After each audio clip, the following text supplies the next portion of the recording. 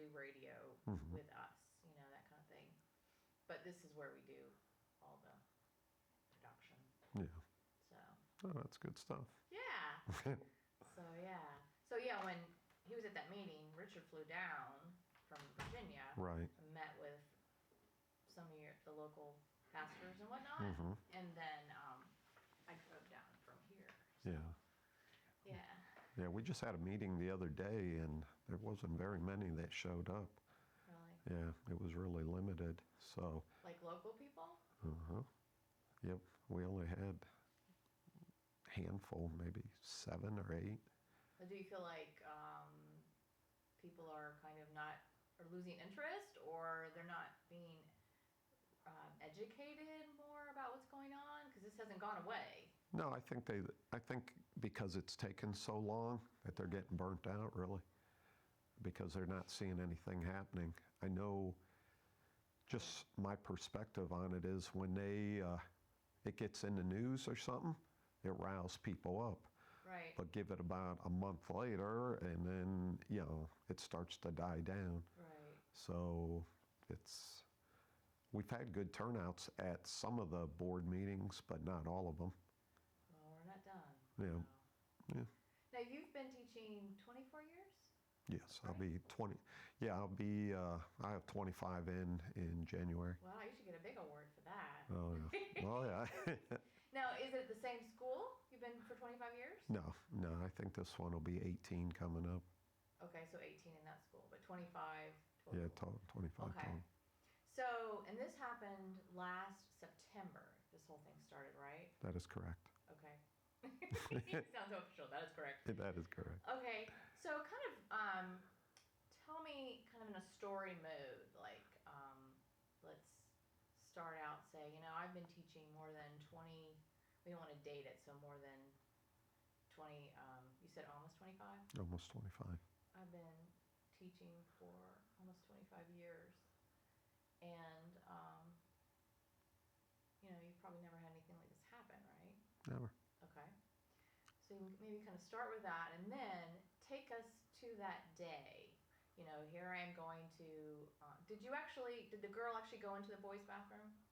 Well, she went into the locker room, but which day are we talking? Are we talking when it first began? Right. Because there was about a 2-week difference on things. We had the principal come in and meet with me first. Before she went into the locker room? Yes, it was about a 2-week break, and then he came into the office. He informed me about the student, and then I told him I couldn't do it, that we needed to call district. We ended up contacting district. He didn't know who to reach at the district office, and he says, I'll get back to you. About 2 weeks later. Okay, so all right, so let's back up then. So start it from there. Okay. You want me to start from him coming down to the PE locker room, my office? So wait, hold on. So 2 weeks later is when she appeared in the locker room. Yes, she was in the class, and we do classroom procedures. So before anybody can do any kind of physical activity, we give them these procedures to write out. There's about 19 of them, and we have them do it 3 times each to make sure they're crystal clear on what we expect from the student. The student actually never got done, but they had already said that she's going in. So that day, it was 2 weeks after he had talked to me, we were in the gym, and there was supposed to be coverage for me. And I did not go into the locker room. She went into the locker room. The boys came running out, and then they're like, Coach, we have a problem. That yes, kind of thing? yes, that. Coach, I guess. Yeah, well, they didn't even come to me. I was standing next to my colleague. It was actually her class. I just supervised the boys' locker room, but since I wasn't doing it, they needed coverage on that. So when there was nobody in there when she went in there. When the boys came running out, my colleague said, "There's nothing I can do." And then right after that, the principal walked in, took them all in.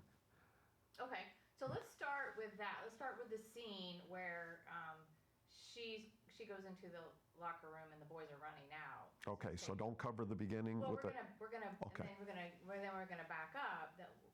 2 weeks previous to that, the principal had already blah, blah, blah, you know? Sounds So kind of, you know, I've been teaching almost 25 years, and I thought it was just another day. I was going to, PE class, whatever you're going to do, and all of a sudden these boys come running out and kind of paint the scene for us that way. okay. All right. Just trying to put it because it wasn't really my class. So Was it your class? no, it was Coach Christensen's class. Okay. So it was actually her class. Originally, I would go in and supervise the locker room, but since this student was going to be allowed into the locker room, I refused to do it. So we were waiting on the principal to come in, but she didn't wait on us. On the principal, she went directly in. So it was a total different day for me when it came to that, because I wasn't going in there. You know what I'm saying? Okay. So maybe we should back up then and start it when the principal approached you. Yes. Right. But I kind of just start out, I've been teaching 25 years, and Yeah. the principal approached me, blah, blah, blah, kind of set the scene for us that way. Okay. And how long should I go to? Just run it? Tell me the story. Okay. Okay. Yeah. What, do you want me to introduce myself or no? I want you to introduce yourself. Say, Okay. I've been teaching, or Okay. however you want to start it. Okay. Start talking to me that way. Okay. Okay. After almost 25 years of teaching, my principal came into my office and he had something that he wanted to talk to me about. And he goes, "Hey, Coach, we have a situation where a girl identifying as a boy is going to have full access to the boys' locker room." And, I told him, we can't do that. And I said, would she have full access to the bathrooms and the showers? And he said, yes, she would have totally full access to everything. So I said, I could not do it. And he goes, well, I don't want you to lose your job over this. He goes, I wish you would think about it. And he goes, why don't you think about it, and then we can talk later. Well, I waited for about 5 or 10 minutes, and then it started to bother me, and I went and got my principal, and I said, we need to contact the district office because I can't do this. Upon calling the district office, my principal did not even know who to contact. He had contacted, could not get a hold of the person that was in charge of this policy or what to do, and he told me to go back to class on this. Okay. In the meanwhile, this student, probably about 2 weeks later, ended up coming into the gym.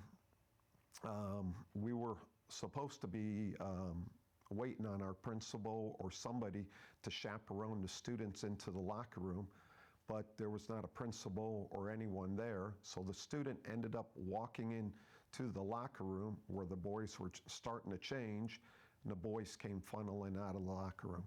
They were yelling, and they were saying, and one in particular. Let me stop you for a second. Make sure you identify the student as she. It's Okay, you want me to do that? Okay. Yeah. So that Okay. we see the picture. Okay. That she is in the locker room and all the boys come running out, then we can Okay. get a better visualization. Okay, where do you want me to go back? On that day? Yeah. Okay. Okay, on that day, this student, a female, entered the boys' locker room when they just started to change. There was nobody in there to supervise them, and the boys that were in there that were getting changed came running out. One in particular came running up to my colleague, Stephanie Christensen, the other PE coach, and said, Coach, we have a problem. There is a girl in the guys' locker room. And Coach Christensen just said, I'm sorry, there's nothing I can do. After saying that, our principal walked in, took this female student, and the rest of the boys went into the locker room, and that's how it began. Okay. So we have the boys running out, freaking out, going, there's a girl in the locker room, right? Yes. Okay. So then what happened after that? After that, I was contacted by the district lawyer, Thomas Neesham. We had set up a meeting where he came in, and when he first came in, he's going, oh, what is the problem? And I said, you cannot have a female changing in the boys' locker room. And he goes, you're the only one that has a problem with this. As we continued to go back and forth on why she should not be in the boys' locker room, I was later asked, well, would you be willing to accept a transfer? I said, why would I accept a transfer if the policy is the same district-wide? I was then told that, you could lose your job and your teaching certificate, and then later asked, are you willing to lose your job over this? I said, no, but I'm not going to quit on these kids, and these parents need to be informed. Mr. Neesham came back and said, the only student that has any rights is this female, and the parents would not be contacted. I then said, you guys are going to get sued. And he informed me that they are the largest employer in Pasco County. If they get sued, it's no big deal. And that's where it ended. So you were threatened then for your job for not wanting to do this, and he said you were the only one that had a problem with it? Yes. Okay, all right. Then were you given anything in writing threatening you? I personally was not given anything in writing. When I had the meeting with Mr. Neesham, I asked if I could audio tape the conversation, and I was told we could not. So it was a short time later that the Liberty Counsel had ended up uncovering some of the emails talking about putting me out, and that they would not tolerate my behavior, and they wanted to send a clear example. Okay. Now, how did you feel as far as your personal rights? How they had been violated, perhaps, as a teacher, as a person? Talk to me about that. Well, I thought my rights were getting trampled on, but I was also looking at the rights of the students and the parents that weren't even getting the information concerning their kids. None of the boys in that locker room knew this was coming. There was no talk, nothing sent home, so it was all a surprise. So when them boys came running out, there was a general concern that day. What was the attitude of the boys when they came running out? Were they afraid, or were they? Tell me about what they were like.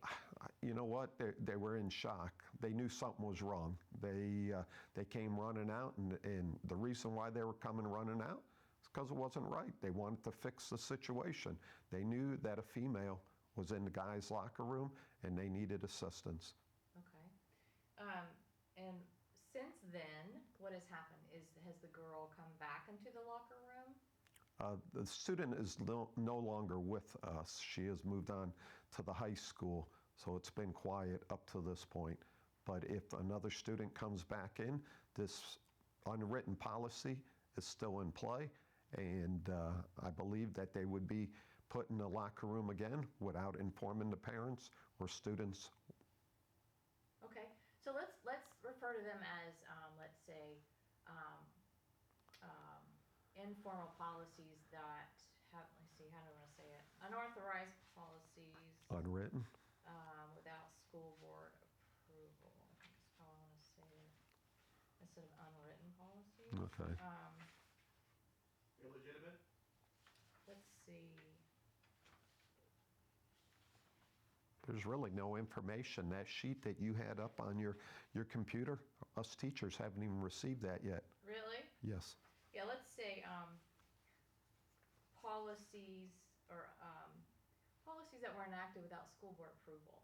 Okay. Let's talk to them about that. So regarding that, have you seen additional of these unwritten these policies? All right, wait a minute. Go back. What was that a policy you wanted me to say? All right. These unauthorized policies without unauthorized. approval or something like that. Okay. What additional ones have you seen happening in the school since this has happened? As in, what additional? Have you been like I don't leave given a mandate to address preferred pronouns, anything like that? I haven't been. Haven't been? No.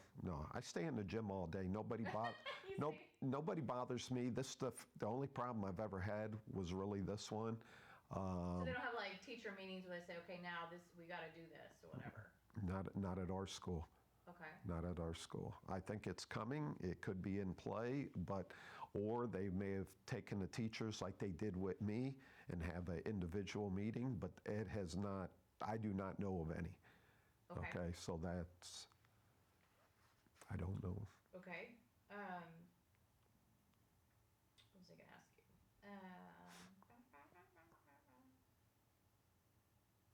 Oh, so this occurred, and obviously the boys that came running out freaked out, didn't know about it. Um, were parents given any kind of heads up that this was going to be the new standard in the school? Parents were never told anything. When I was in the meeting with Mr. Neesham, I had mentioned this, and he said if a parent has a problem with it after the fact, then they can come and they can work something out. But nothing prior to the female student going into the male locker room was discussed with any parent or student. So they weren't given an opportunity to opt out or to approve this? No, and up to this day, nothing has changed. Okay, all right. Now, how do you feel, you were referring earlier that you feel like your rights and the students' rights were violated. How do you, as a teacher in the school for all these years, how do you see that the community can come around and support you and parents? What needs to happen in your eyes from a teacher's point of view? Well, I don't believe the parents actually know what's going on. There's been little drips here and there of information getting out to them, but they don't know all the facts. And if they did, I believe that that would take care of the situation. So what's being said, that things never happened, that my job never got threatened, that the boys did not come running out when the female student entered the locker room. This is being said, and either it's misinformation or it's deliberately being misled that these things never took place. But once the parents find out, I believe that that'll really help put pressure on the people that need to make these decisions. Okay. Why do you think, are you getting any kind of support from the local churches? Is there been any uprising, any discussion, any concern from the churches in your area? Yes, our churches have been attending school board meetings and trying to get their voices heard. And at some of these meetings, they've been shut down and they get to speak, but there's really not much feedback. And when they get to speak, they're often pushed back to the end of the meeting. So, if we're looking at a 2.5 hour meeting, they might be the first ones there. And usually when you sign in on that sheet, you're the first one to speak. They have been pushing the churches and concerned citizens back and putting them on the back burner. Okay, so taking on that thought, and you've attended many of these meetings. How do you see what do you? I've only been to one. You've only been to one. Okay. Yes. How would you describe the attitude of the school district in this kind of situation? Well, I think everything's been close-lipped. I think that they've already made the decision. The school board is who I'm speaking of. They've made their decision, and they really don't want to hear no more of this. I would say that they're pretty closed, and they're happy with their decision. Okay. All right. Let's see. So,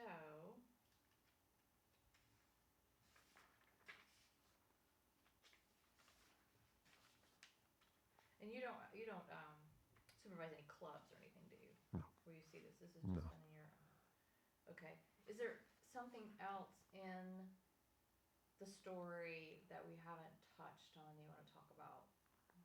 No, nothing that I can really think of. I only got the only thing I really have is what happened that day, what happened in the meetings. We had the meeting, and the quotes were said by Mr. Neesham. We had the day that the student went in and the kids came running out. We've had the school board meeting that I attended that not much has been done, but we're over a year now, and they've heard the complaints, but they yet to make a decision or change the decision, and not sure if it's going to happen. Now, let's address these these policies that have been enacted without school board approval. Let's talk about those. what do you see, besides what you've encountered already, what is your fear for where the school district is going in this way?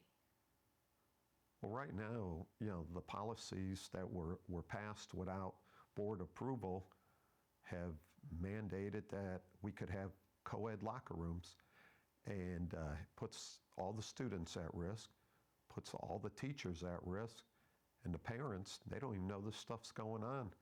So, it's a bad policy all the way around. That's great. Now, I could give you the microphone and you get up there and you talk in front of the entire school board, the community, the churches, what would you say? Well, my main objective is talking to our superintendent, Kurt Browning, because the board never voted on this. And it got passed through somebody, and our superintendent is the likely person that it came through.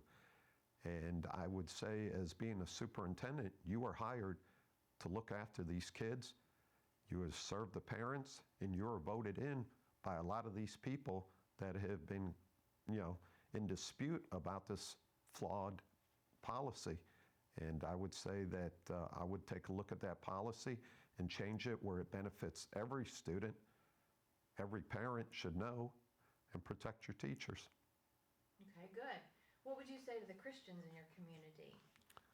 I would say that being a Christian, that we have opportunities, and to show our belief, our love for Christ, and it's really time to stand up and do something about a policy that we can be part of to make a change. What would you say to the Christians in the community regarding protecting these students and protecting the rights of teachers? I would say that for every Christian that's out there, that if you have... Just start that over without saying I would say, just say for every... Okay. For every Christian out there, you have an obligation to love others, to look after others, to protect others when we have a chance to do that. And we have a chance to protect our kids, but it's going to take some standing up to do, and you're going to have to get out there and let your voice be heard. Say that again, just like you did. All right. That was good. All right, hang on. Where do you want me to begin? You're speaking to the Christians. Okay. And protecting the teachers and the students. Okay. You're challenging them. Okay. Well, can I start off by saying I challenge? Yep. Okay. Okay. I charge every believer to stand up. We have a duty, and we are to show love to each and every person. And we can show love by standing up and protecting the students, keeping their parents informed, protecting teachers. That, I lost it on that. Okay. Try again. All right, let me see. See, we should have stopped at the first one. All right. How do you want me to put that last part? I just want you to speak. This is your chance to speak to the Christians in the community regarding protecting the rights of teachers and students. Okay. This is coming from your heart as a teacher. You care about these kids. Obviously, you've been there for 25 years. Yeah. So this is your platform. Okay. Okay, I'd like to I got to get rid of the I. All right. I challenge every Christian to stand up. We have a duty as believers to look after the kids, because they're the next generation. And if we don't look out for their rights, who will? And with the opportunities that we have, we got to make the most of them. And that's getting out there and letting your voice be heard. Very good. Let's see. Is there anything I haven't touched on?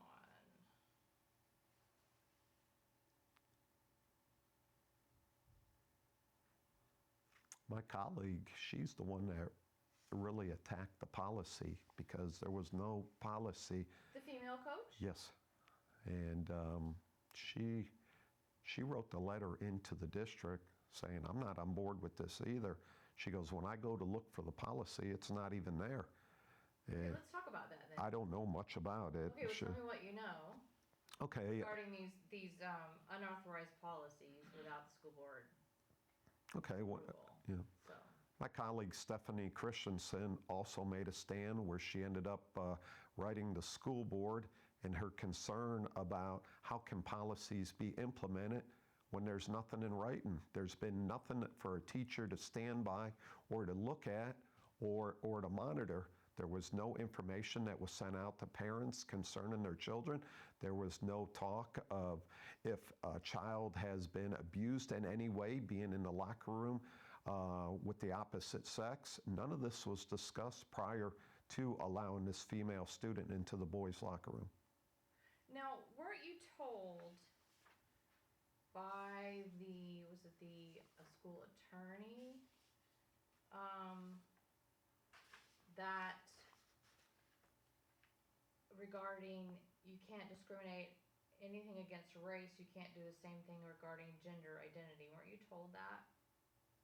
I was told in the meeting that the only person that had any rights was this particular student, and that no other students, had any rights, and their parents were not going to be contacted. So the female student had all the rights, whereas the teachers and the other students did not have rights. That's Yes. what you were told. Yes, that is correct. That only the female student had all the rights. No other student had any other rights, and the parents were not going to be contacted. Okay, and where did that come from? Who told you that? Where did that come from? That came from District Lawyer Thomas Neesham. Okay. Can you kind of put that back in a package? I was told by you don't even have to say the name if you don't want to, but the District lawyer. attorney that blah blah blah like that. Yeah, I was told by the district attorney that these parents were not going to be contacted. That the only student that had any rights was this particular student that entered the locker room, and none of the other students had any rights. That's powerful right there. Okay. All right. Anything else you can think of we haven't talked about? We need to emphasize. Not that I can think of. Yeah. Yeah, Feel like that's your whole story. yeah, pretty much. Into it. Yeah, yeah. My story has been just a couple points in there, and just trying to use those points to be able to change a flawed policy or unwritten policy or whatever it is, But Tell me again, what is your purpose in all this? is to use the opportunities that I had of. My purpose is to. All right. Yeah, Okay.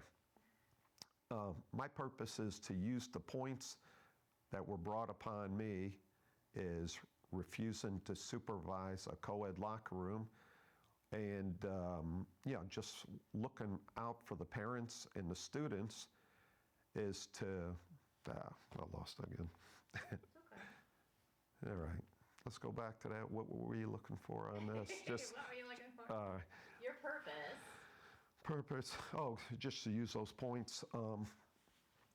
My purpose was to use the points, one, of not covering a co-ed locker room, and two is protecting our students and getting their parents informed as a way to fight this flawed policy. Okay. Talk to me about the challenge. You've been teaching almost 25 years, you said. Where, and here's one blaring example of the differences probably when you first started teaching to where things are now. Kind of give me, in your perspective, how you've seen the change and where, because of these kind of things going on, where you see it going. Okay.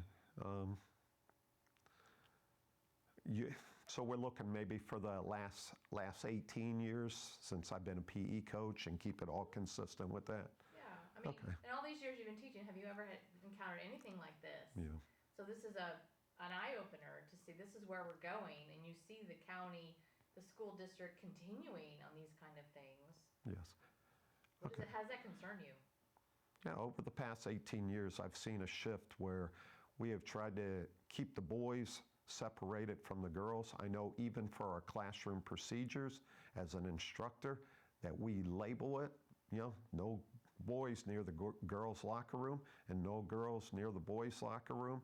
And now all of a sudden we're looking to put them and mix them, female in the boys' locker room, and even worse, a male in the female locker room. I'm not sure where else it can go unless they just have one locker room and herd everybody in there. And how does that concern you? Concerns me because the safety of the students are at risk. Anytime you get male and female together, there's going to be some major problems, and no teacher's been trained for that. Ooh, gives me weegies.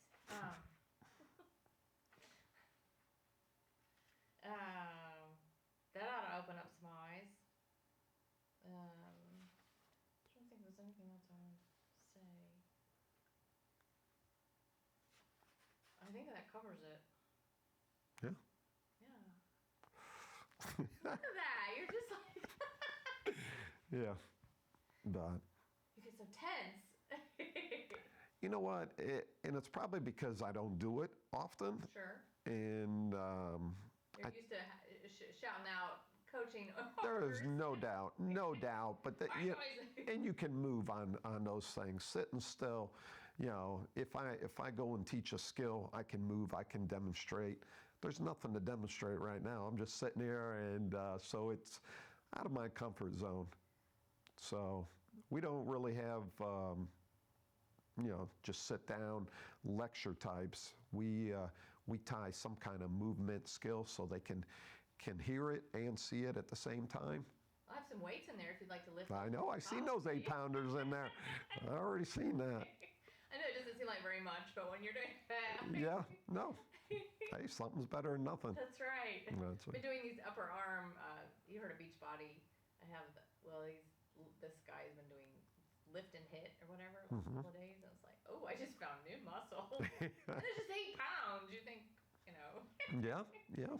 So, but it's just basically, God has put you in a place for such a time as this, and you're sharing. I don't think it's any mistake, obviously, that this happened to you, and that you are given the courage of Joshua to talk about it and share your story, and that's what people need, and that's the purpose for this, is to get this out more within the community. Hey, this is going on. You're not hearing about it in the media, but it's still going on, and it's not going to get better. It's going to get worse. Yeah. Because I believe I thought I heard in your county, maybe it was Tampa, that they enacted the preferred pronoun policy, and that's becoming one of the new things too. Is they're requiring teachers, if that girl says she's a boy, then you have to call him a he, her a he, or else you be disciplined. I won't do that either. Yeah, well, so that's what's happening. Yeah. Now that's another question. I was going to ask you.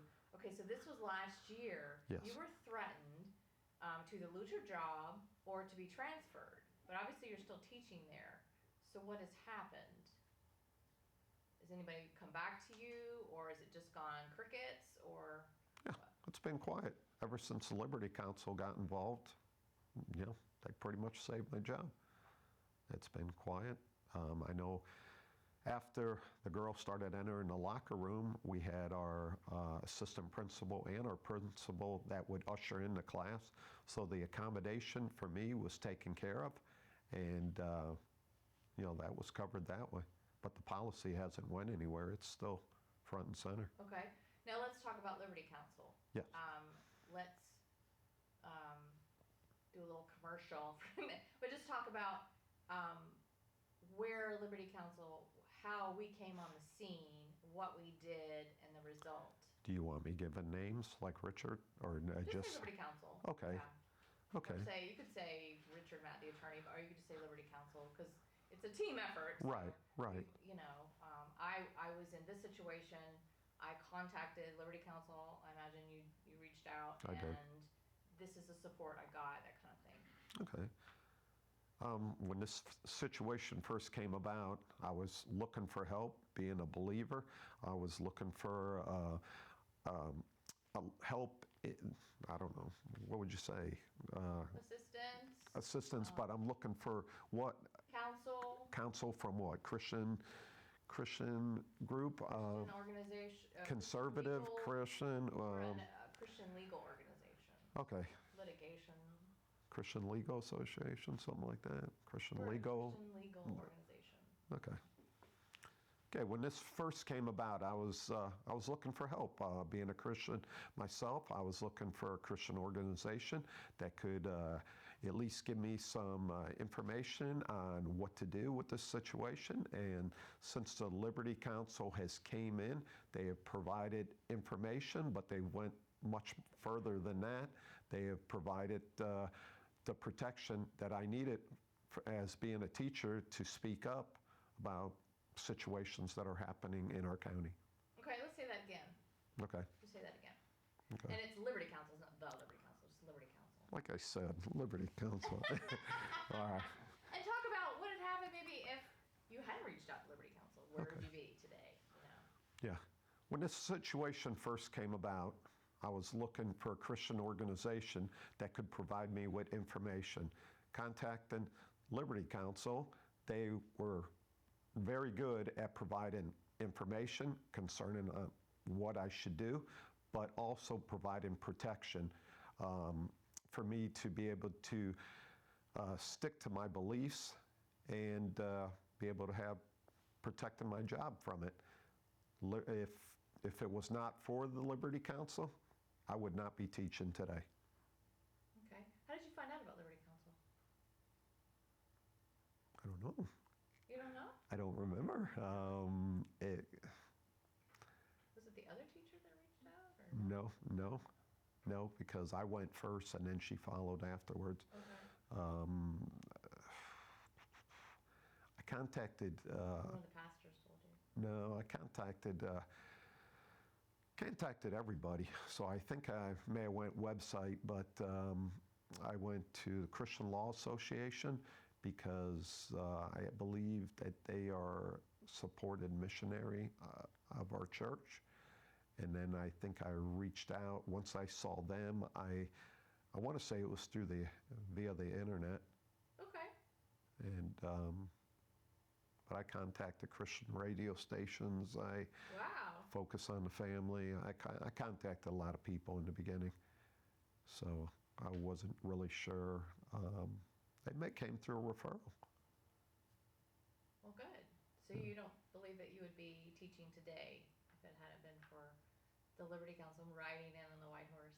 Yes, yeah, without the Liberty Counsel's protection.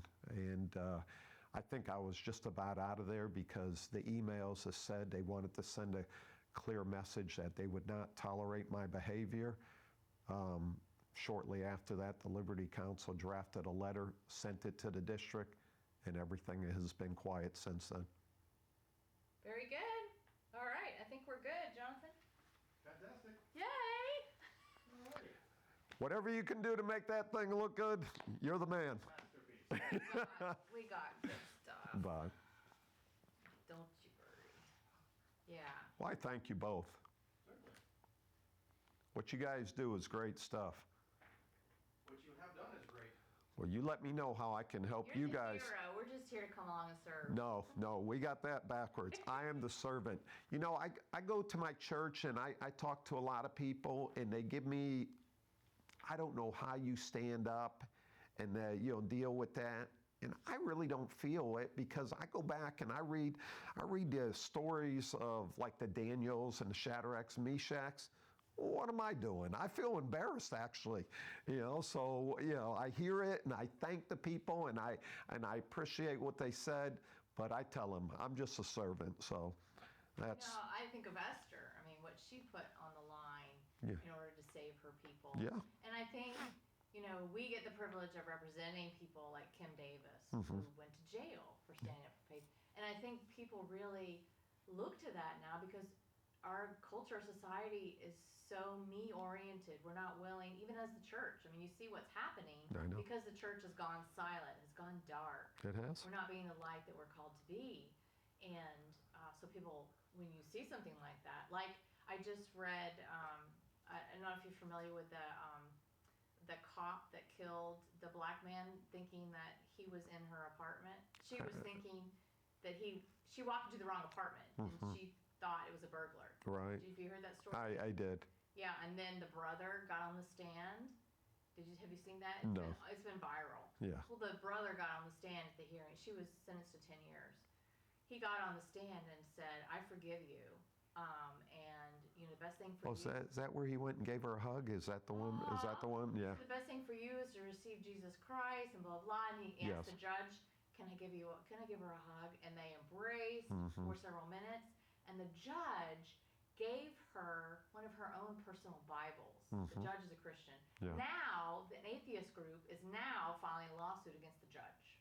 Unbelievable. And so I'm emailing and saying, can we file something to support her? I mean, that's how rabid it's become Mhm. that people are afraid Yes. to do. I mean, that was just an act, what you're called to do. Give her a Bible. This is going to change her life. Yeah.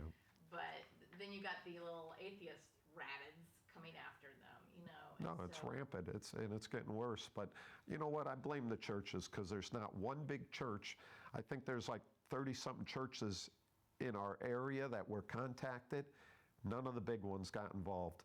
My mechanic used to go to a big church, and he said he went to his pastor. He says, "We need to get involved on this." Well, one of the elders came up to him, and they're on a main street, and he goes, "You see that out there?" And he goes, "What?"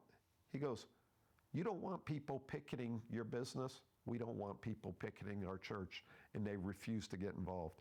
So it's a shame, because more needs to be done. And it's happening on our watch. Yes, That's and the if thing, we don't want any controversy. We don't want any, and it's like, I don't think Jesus ever said that. I think he was throwing tables around and, you know Yeah. what I'm saying? But we're so snowflakey. Well, I think that we're afraid to get attacked. I know when Yeah. when I had a friend that started putting stuff up on Facebook, and it was immediately attacked. And he got nervous. He thought they were actually going to come to his house, and he took down his whole Facebook page. And, Well, that's the power of social media now because we can do and say whatever we want. It's Yeah. like the two dogs growling each other on the fence, and the fence is opening.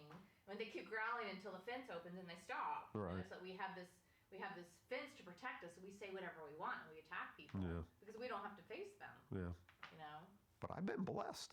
I had one teacher say something, one student say something, and then Negative, you mean? yeah, and 2 publications come out, and even the publications, didn't hammer me, and I say anything I want. I post on my Facebook daily. It don't matter, and I've been blessed that way. Mm-hmm. I don't know why I get that and somebody else gets attacked, but But you're a nice guy too, but and I I- don't see that you're out, either. So, Yeah, but it's so- a hedge of protection you put on every day. yeah, so it's strange, but I know if we don't stand, we're gonna lose our liberties, and they're gonna be in the church, and that title, what is it, that 5, what is it? Which one? 7? No, I think it's a 5, something 5 that's going to get passed where churches would lose the ability to be able to monitor who they hire. HR 5. the HR 5, Quality Act. that's it. Yeah, we've Yes. been talking about that for months now. Yeah. And what they're doing is they realize they can't pass the whole act, so they're taking little pieces of it and putting it in legislation. Mhm. So you're seeing that.